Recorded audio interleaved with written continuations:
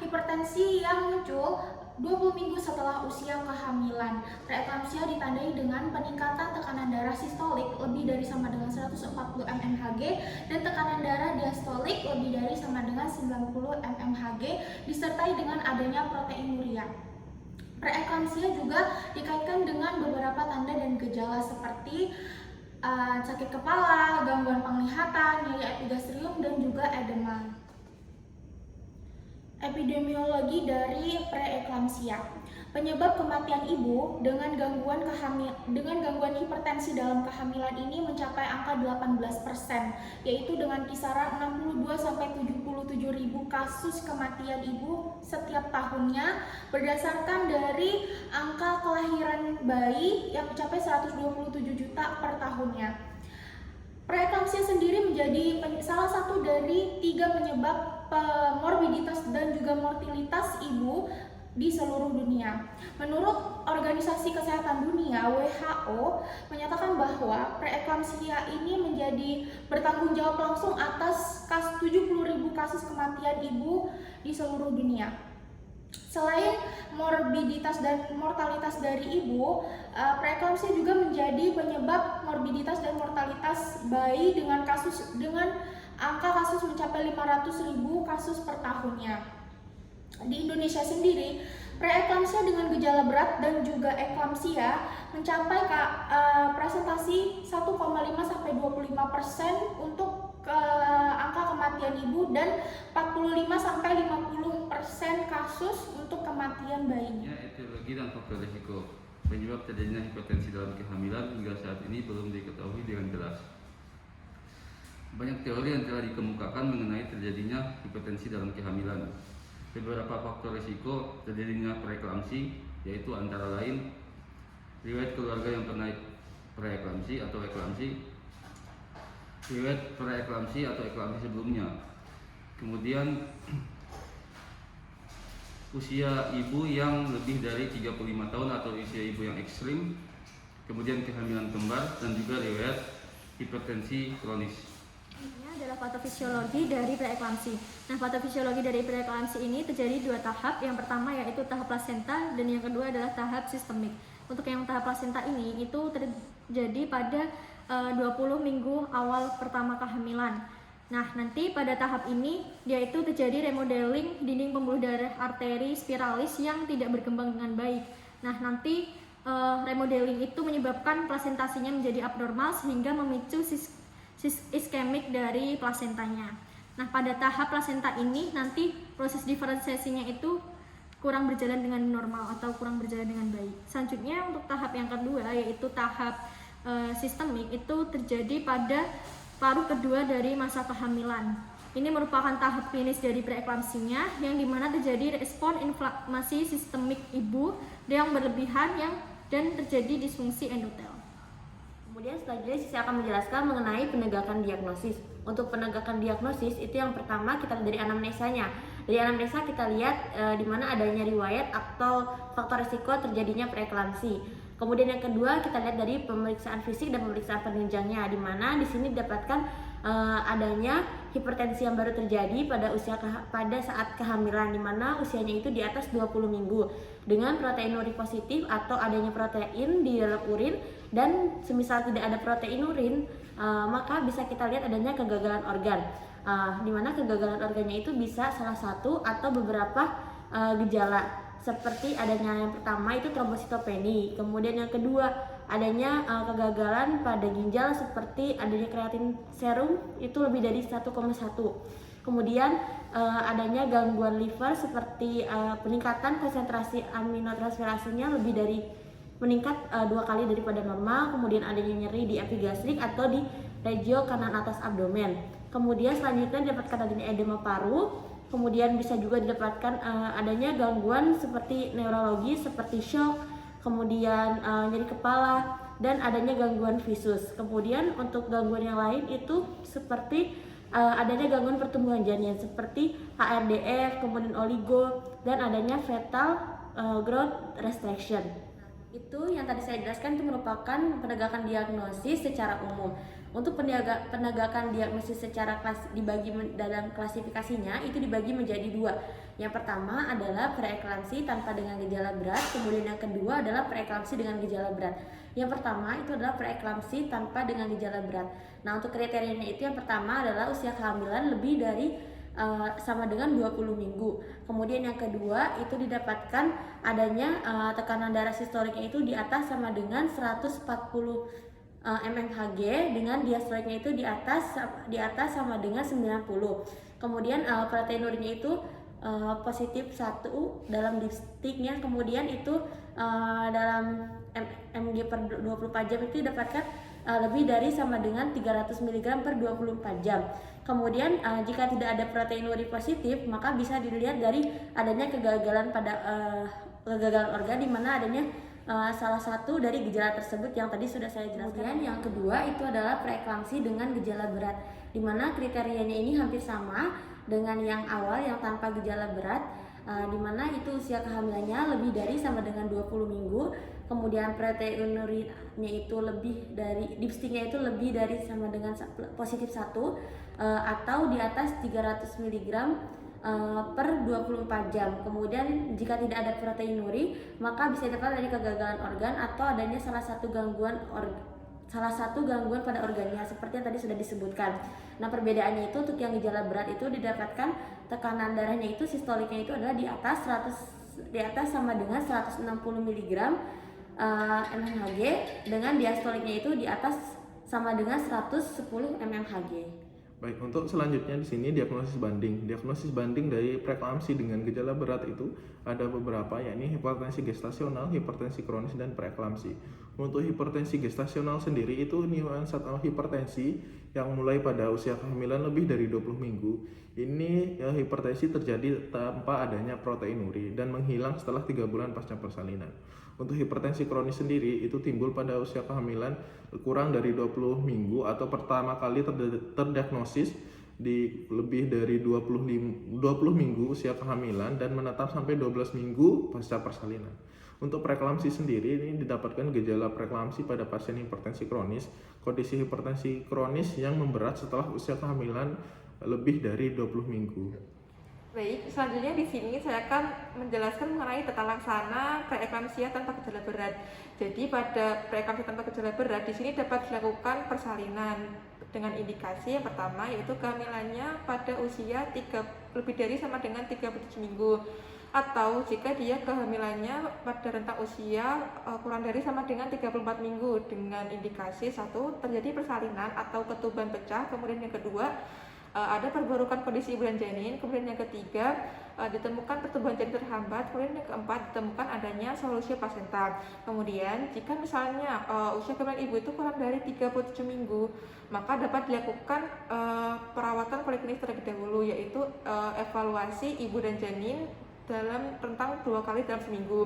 Nah, kemudian jika sudah memasuki kehamilan usia lebih dari sama dengan 37 minggu tetapi ada kondisi perburukan yaitu perburukan kondisi ibu dan janin serta persalinan atau ketuban pecah, maka dapat dilakukan terminasi atau persalinan. Saya akan memberikan penjelasan tentang terapi pada preeklamsi dengan gejala berat. Pemberian terapi pada preeklamsi dengan gejala berat itu yang pertama ada evaluasi di kamar bersalin selama 24 sampai 48 jam. Selanjutnya ada pemberian magnesium sulfat profilaksis dan juga antihipertensi.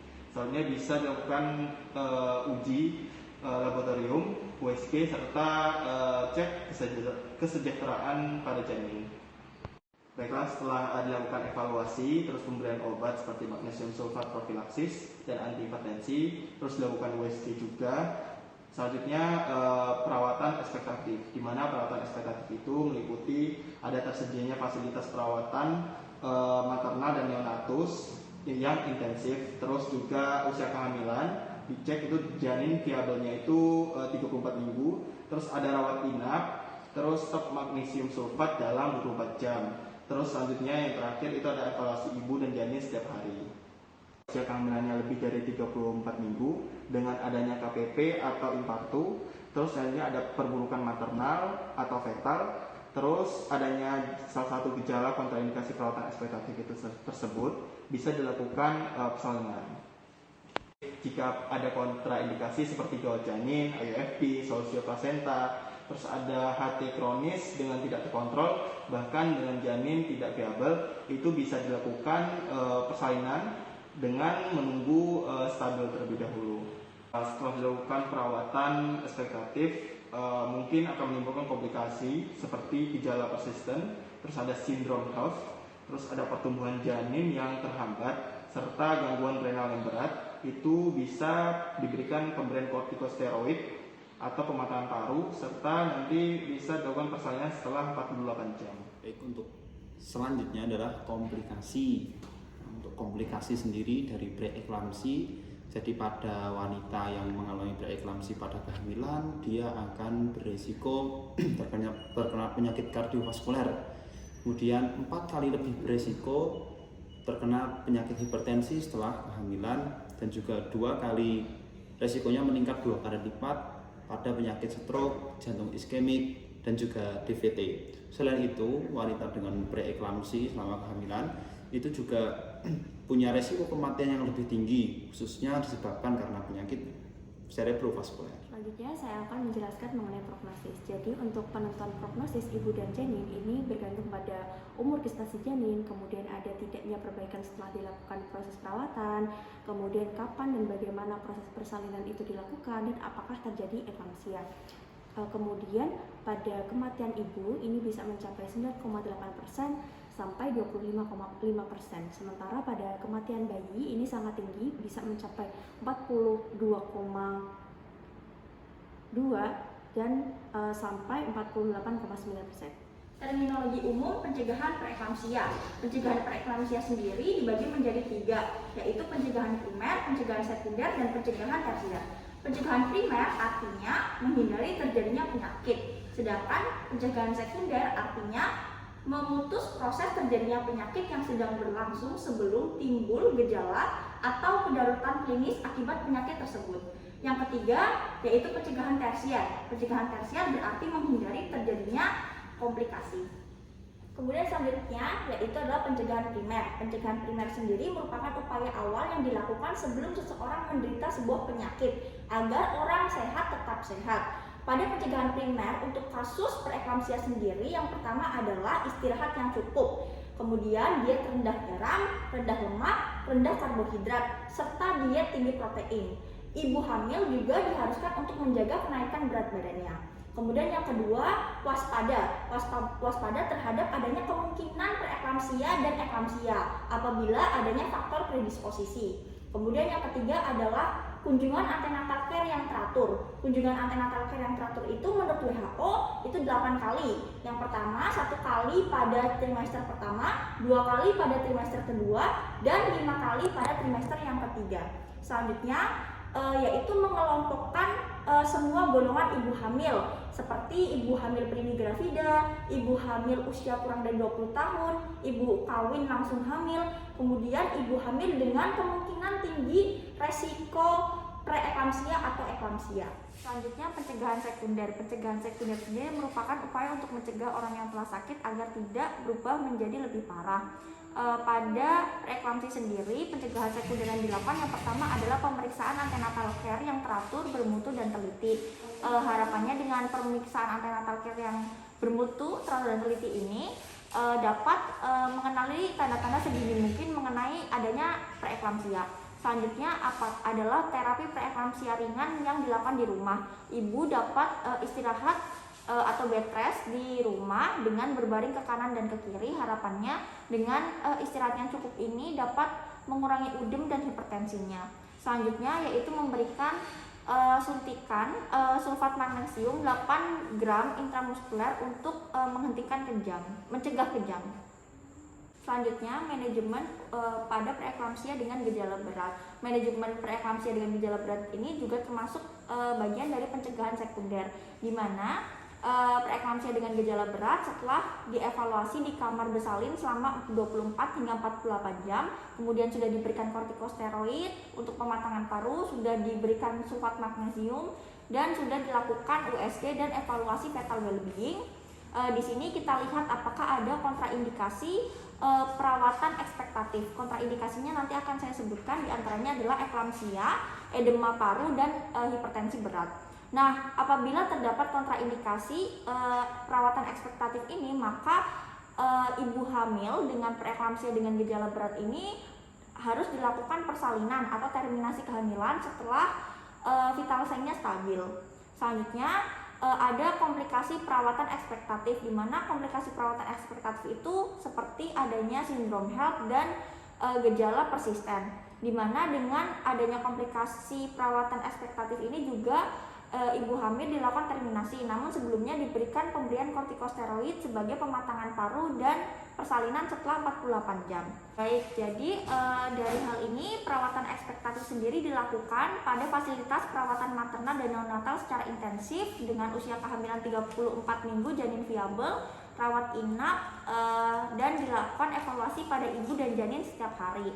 Kemudian apabila preeklamsia dengan gejala berat dengan usia kehamilan lebih dari sama dengan 34 minggu dengan infartu, kemudian adanya perburukan maternal atau fetal, kemudian adanya salah satu gejala atau kontraindikasi perawatan ekspektatif, maka langsung lakukan persalinan. Ya, di sini pada pencegahan sekunder yaitu dengan terminasi kehamilan terdapat kriteria terminasi kehamilan, yaitu dilihat dengan data maternal dan data janin, di mana data maternal itu seperti adanya hipertensi berat yang tidak terkontrol, kemudian pada data janinnya ada usia kehamilannya 34 minggu. Selanjutnya gejala preeklamsia berat yang tidak berkurang seperti adanya nyeri kepala, pandangan yang kabur dan sebagainya. Kemudian adanya IUGR pada data janin. Selanjutnya adanya penurunan fungsi ginjal yang progresif dan adanya oligohidramnion persisten pada data janin. Selanjutnya adanya trombositopenia atau HELLP syndrome pada data maternal dan di janin. Pada data janin terdapat skor profil biofisiknya tuh kurang dari 4. Kemudian pada data maternal ada edema paru, eklamsia, solusio plasenta, dan persalinan atau ketuban pecah. Sedangkan pada data janin terdapat deselerasi variabel, kemudian adanya lambat pada NST, kemudian pada adanya IUFD.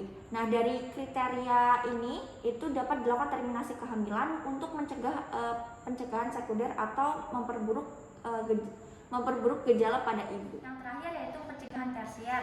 Pada preeklamsi, pencegahan tersier yang dilakukan yaitu yang pertama pemantauan tekanan darah setelah melahirkan setiap 4 jam selama 48 jam.